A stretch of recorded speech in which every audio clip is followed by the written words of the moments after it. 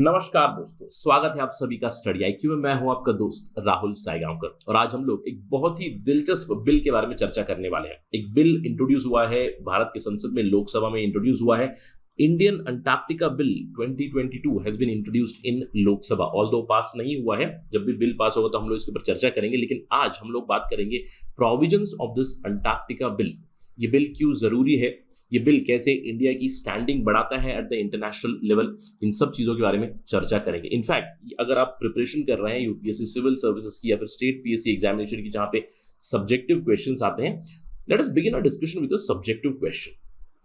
The Antarctic Treaty 1961 has been able to successfully respond to a range of challenges emerging. However, individual nations have to do their bit. तो इस statement को discuss कीजिएगा और साथ ही साथ ये भी बताइएगा Indian contribution towards Antarctic region क्या है। तो इस पर्टिकुलर डिस्कशन में आपको काफी अच्छा फॉर्डर मिलेगा to attempt this particular answer, क्योंकि हम लोग चर्चा करने वाले हैं इंडियन अंटार्कटिका बिल के बारे में, which is Indian contribution itself. इसके अलावा हम लोग बात करेंगे अंटार्कटिका ट्रीटी के बारे में, अंटार्कटिका ट्रीटी की कन्वेंशन और प्रोटोकॉल्स के बारे में भी चर्चा करेंगे। साथ ही साथ ये भी डिस्कस करेंगे कि why this particular bill, Indian Antarctica bill, it makes sense. तो ये सारी चीजें आपको पता चलेगी in this particular lecture. To get to know that information, stay with me on study IQ. और अगर आप तैयारी कर रहे हैं कॉम्पिटिटिव एग्जाम्स की, जैसे UPSC civil service examination, state PSC, RBI, judiciary, जो भी एग्जाम आप तैयारी कर रहे हैं, do visit our website studyIQ.com। यहाँ पे कोर्सेज हैं, रेलेवेंट कोर्सेज, जिससे आपकी प्रिपरेशन अच्छी हो सकती है। ऑल्टरनेटिवली आप हमारा ऐप भी डाउनलोड कर सकते हैं गूगल प्ले स्टोर से, जहां पे आपको सारी जानकारी मिल जाएगी। And do not forget to use the code राहुल33। जब भी आप कोई भी कोर्स खरीद रहे, चेकआउट पे जब भी आप जाओगे, कूपन कोड इस्तेमाल कीजिएगा राहुल33, जिससे कि आपको 33% डिस्काउंट मिलेगा किसी भी कोर्स पे अक्रॉस स्टडी आईक्यू प्लेटफॉर्म। चलिए चर्चा शुरू करते हैं। जैसे कि मैंने आपको खबर बताई कि इंडियन अंटार्कटिका बिल 2022 इंट्रोड्यूस हो चुका है संसद में। लोकसभा में इसको इंट्रोड्यूस किया गया 1 अप्रैल 2022 को। अब डिस्कशन होगा, जब भी पास होगा तो उसके बाद तो हम लोग चर्चा करेंगे ही करेंगे, लेकिन कुछ सवाल उठ जाते हैं इस पर्टिकुलर इंट्रोडक्शन के ऊपर। आपके दिमाग में एक सवाल आ रहा होगा कि सर, क्या हम लोग एक बिल अंटार्कटिका रीजन पे इंट्रोड्यूस कर सकते हैं जो न्यूट्रल रीजन है, जो कोई देश नहीं है? ऑफकोर्स एक कॉन्टिनेंट है, पोलर रीजन में आता है, सदर्न लैटिट्यूड्स में, हायर सदर्न लैटिट्यूड्स में आता है, जहां पे किसी की प्रेजेंस नहीं है, न्यूट्रल रीजन। तो इस बिल को इंट्रोड्यूस किया था मिनिस्ट्री ऑफ अर्थ साइंसेस ने। Can we do it?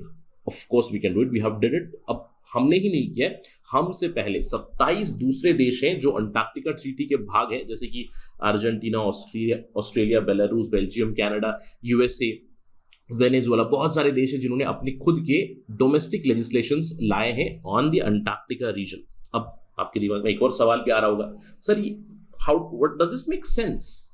Yes, absolutely it makes sense. क्यों? आपको थोड़ी देर में पता चलेगा। जब भी ये डोमेस्टिक लॉस आते हैं, ये डोमेस्टिक लॉस अंटार्कटिक ट्रीटी के विपरीत नहीं होते, यानी कि जो भी प्रोविजंस रहेंगे इस डोमेस्टिक लेजिस्लेशन के, वो अंटार्कटिक ट्रीटी को कॉम्प्लीमेंट करेगा, उसे स्ट्रेंथन करेगा। तो भारत देर आया दुरुस्त आया, 40 साल बाद हम लोग अपना खुद का एक इंडियन अंटार्कटिक बिल ले आ रहे हैं। And again this bill has to be in line with Antarctica treaty. So Antarctic treaty कब आई थी और हम लोग इसके भाग है? देखिए, अंटार्कटिक ट्रीटी सबसे पहले 1959 में इसकी शुरुआत हुई थी, जब 12 देश साथ में आए थे। मेनली हायर लैटिट्यूड्स के देश थे ये, जैसे कि Argentina, Australia, Belgium, European countries है कुछ। तो इन सब ने मिलकर एक अंटार्कटिक ट्रीटी साइन की थी, जिसको रेटिफाई किया। It came into force in 1961, right?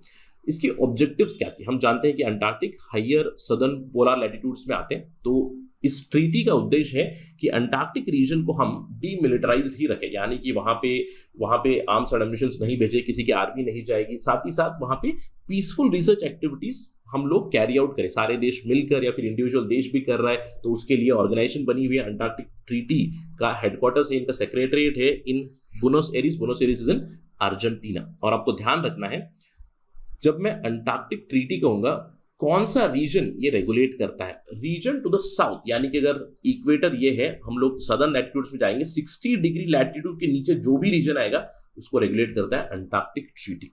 शुरुआती दौर में 12 देशों के साथ ये शुरू हुआ था, लेकिन अभी इसके अंदर 54 नेशंस है जिन्होंने साइन किया है, जिसमें इंडिया भी है। India sign the Antarctic treaty in 1983। Antarctic treaty के कन्वेंशंस और प्रोटोकॉल भी आए हैं। 1980 में convention on conservation of Antarctic marine living resources आया, उसके बाद एक प्रोटोकॉल आया, protocol on environmental protection in the Antarctic region. Bharat इन दोनों का पार्ट एंड पार्सल है, यानी कि India join the Antarctic treaty in 1983 और इनफैक्ट तब से ही हमारा अंटार्कटिक प्रोग्राम भी चल रहा है। That is why it does make sense. इसलिए मैंने आपको बताया कि भारत ऐसे लॉ ला सकता है, लेकिन अंटार्कटिक ट्रीटी को और भी स्ट्रेंथन करने के लिए। इससे हमें क्या पता चला कि अंटार्कटिक रीजन में मिलिटराइजेशन नहीं होनी चाहिए, वहां का जो प्रिस्टीन प्योर एनवायरनमेंट है उसको प्रोटेक्ट करना है, रिसर्च एंड एक्टिविटी भी हमें कैरी आउट करनी है, लेकिन उसके भी रूल्स एंड रेगुलेशंस होने चाहिए और उसी के लिए हम लोग अभी ये बिल लेकर आ रहे हैं, राइट। अब सवाल उठता है लॉ चाहिए कि नहीं। अब इंडिया की तरफ से देर से तो लॉ आ रहा है, लेकिन इंडियन गवर्नमेंट ने बताया कि अंटार्कटिक में हम लोग एक्सपेक्ट कर रहे हैं कि आने वाले सालों में और भी ज्यादा एक्टिविटी बढ़ेगी। अभी तक भारत के 40 एक्सपीडिशंस जा चुके हैं टू द अंटार्कटिक रीजन। इसके अलावा अगर हम लोग दूसरे देशों की बात करें, दूसरे देशों से अंटार्कटिक को बहुत सारे टूरिज्म के प्रोजेक्ट्स भी होते हैं, यानी कि टूरिस्ट भी वहां पे पहुंचते हैं। जो भी टूरिज्म के ऑपरेटर्स हैं उनके लिए उनके डोमेस्टिक लॉज बने हैं, उन्हीं टूरिज्म ऑपरेटर्स को लाइसेंस दिया जाता है, वही लोग भेजते हैं लोगों को as tourist to Antarctic. Although India में प्रोमिनेंट नहीं है, tourism to Antarctic is extremely costly also. अब जब भी टूरिज्म होगी या फिर जो भी एक्टिविटीज होंगी अंटार्कटिक में, उसे रेगुलेट तो करना है, इसीलिए डोमेस्टिक लेजिस्लेशन लाना पड़ता है। और जब हम लोग डोमेस्टिक लेजिस्लेशन लाएंगे तो हमारा भी ओहदा बढ़ेगा at the international level, validity भी बढ़ेगी अंटार्कटिक ट्रीटी की और उसकी कन्वेंशंस और प्रोटोकॉल की, जिसका इंडिया सिग्नेटरी है। इनफैक्ट इंडिया कंसल्टेटिव मीटिंग्स में भी भाग लेता है, केवल 23 कंट्रीज कंसल्टेटिव मीटिंग्स में इन्वॉल्व है, जिसमें इंडिया भी है।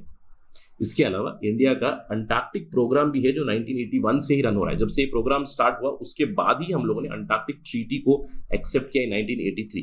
अभी तक 40 एक्सपीडिशंस हमारे जा चुके हैं from the ministry of earth sciences. Nodal agency है national centre for polar and ocean research Goa, इसके बारे में हम लोग चर्चा कर चुके हैं। इनफैक्ट हम लोगों ने स्टडी IQ पर डिस्कस किया था, 41st एक्सपीडिशन जो अभी जारी है उसके बारे में डिस्कस किया था।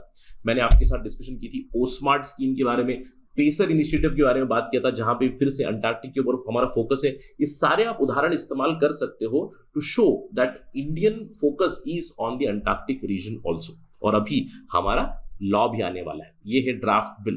This is the Indian Antarctic bill 2022, bill number 95 of this particular 2022 session. अब यहाँ पे कुछ प्रोविजंस दी गई है, चलिए समझते हैं इस बिल में क्या क्या प्रावधान आने वाले हैं। डिस्कशन तो होगी जब भी बिल पास होगा, उसके बाद ही हम लोग चर्चा जरूर करेंगे, लेकिन अभी फिलहाल what are the provisions of this draft bill. सबसे बड़ा प्रोविजन ये है कि हमारी जो कोर्ट्स है, इंडियन जुडिशरी जो है, उसकी जुरिस्डिक्शन अभी अंटार्कटिका के ऊपर भी रहेगी। अब आपको ध्यान रखना है यहाँ पे it would apply to Indian citizens, Indian contingent जो भी जाएंगे अंटार्कटिका को, साथ ही साथ फॉरेन सिटीजन जो इंडियन एक्सपीडिशन का भाग रहेंगे। अगर वो लोग अंटार्कटिक में कोई लॉ वायलेट करते हैं, इंडियन लॉ वायलेट करते हैं, तो they can be tried in Indian courts. Specially environment से जुड़े हुए चीजें अगर वायलेट करेंगे, क्योंकि मैंने आपको बताया अंटार्कटिक का एनवायरमेंट काफी प्योर है, काफी प्रिस्टीन है। अगर वहां पे जाकर आप गंदगी फैलाओगे, अगर कुछ पोल्यूशन चल रहा है, अगर आपने कुछ रूल्स एंड रेगुलेशंस वायलेट किए हैं, फॉर इंस्टेंस मैं चला जाऊंगा इंडियन एक्सपीडिशन के साथ, हाइपोथेटिकल सिनेरियो, और मैंने वहां पे देखा, सबसे पहले तो मैं जब जा रहा हूं तो क्वारंटीन नहीं था, या फिर मैं कोई ऐसी चीज लेकर जा रहा हूं जो एक्सोटिक है और वहां के एनवायरनमेंट को हानि कर सकती है, that is again a mistake.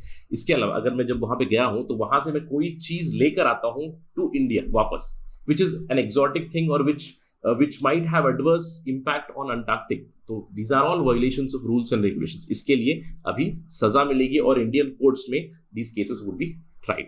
इसके अलावा bill introduces elaborate permit system. अब हर चीज के लिए परमिट सिस्टम रहेगा, यानी कि अगर मुझे अंटार्कटिक जाना है तो मुझे एक परमिट लेना पड़ेगा। अगर मुझे अपना खुद का प्राइवेट स्टेशन, समझ लीजिए मेरा प्राइवेट स्टेशन ओपन करना है, तो मैं सरकार से बोलूंगा कि मुझे रिसर्च करनी है अंटार्कटिक में और मुझे अपना स्टेशन बनाना है, तो मुझे परमिट चाहिए। इसके अलावा अगर मुझे परमिट चाहिए, मेरा कोई वेसल है, मेरा कोई एयरक्राफ्ट है जो अंटार्कटिक जाना चाहता है, तो उसके लिए भी परमिट चाहिए। अगर मैं कोई मिनरल रिसोर्सेस एक्टिविटी करना चाहता हूँ, उस पर only for research purposes it is allowed, उसके लिए भी परमिट चाहिए। समझ लीजिए fishing is allowed, some level of fishing is allowed for every country. Antarctic treaty के जो भी भाग है वो फिशिंग कर सकते हैं, तो मुझे फिशिंग अगर करनी है तो मुझे परमिट लेना पड़ेगा।